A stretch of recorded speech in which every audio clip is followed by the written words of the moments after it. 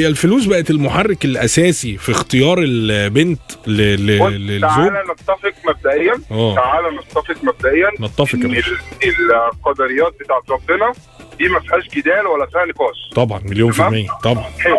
طبعا الفلوس بتعمل كل حاجه في حياتك، فالبنات دلوقتي بقت باصه للراجل عباره عن فلوس ماشيه على الارض. طب افرض ما معهوش فلوس، انت معاك ايه؟ انت خلاص مش هتبص له.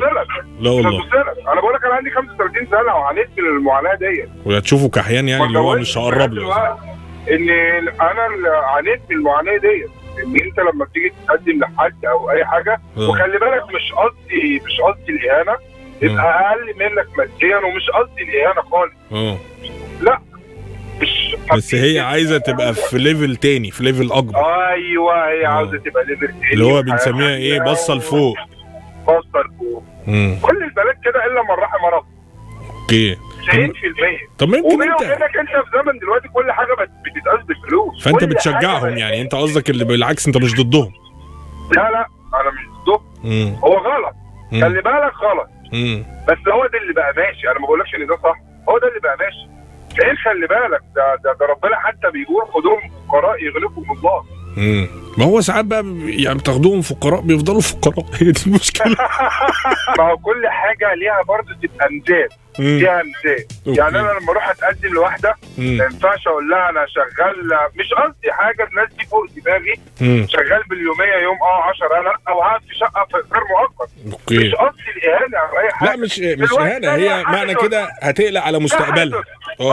لا حق ترفض او تقبل، دي حاجه ترجع لها طبعا. لكن معلش لما اجي مثلا تقول لها انا راجل موظف معايا شقتي تمليك مثلا، بس مش احسن حاجه، بركب مواصلات زي اي حد. حلو. فلا هي عايزه عربيه 28 بيضه فابريكا بره وجوه وبتاع. لا دلوقتي الكلام ده كان زمان. مالهاش 28 عربيه مكيفه. لا والله عربيه مكيفه اللي هو بقى اوبترا BYD، عايز عربيه BYD. الله يرحم الحاج كان بيتشعلق في 609 و111. يعني انت لسه ما اتجوزتش يا اكرم؟ لا لسه. طب ما يمكن انت طبعا كل شيء نصيب وكل حاجه، بس يمكن انت بتدور في الحته الغلط. يعني مثلا ممكن يعني الدايره اللي حواليك هم دايره، انا اسف يعني، بس ممكن يكونوا طماعين.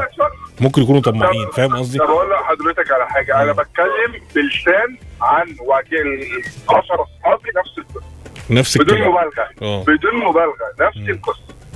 وتروح لما تتقدم لحد وانت بقى تتفرد. اصل انت بتتكلم، انت لا ما عندكش، انت زي الفل يعني، انت راجل بتشتغل بتقول كل حاجه تمام. الحمد لله موظف وبتاع والدنيا بخير. اقول لحضرتك على حاجه، انا شفت حد ماديا اقل مني وناس زي الفل وكويسين وكل حاجه، رفضت. انا راجل معايا دبلوم، الظروف ما سمحتش ان انا اكمل تعليمي. ماشي مش عيب، بس بتشتغل ومركز في شغلك وبتكسب قرش. تمام 100%. حلو.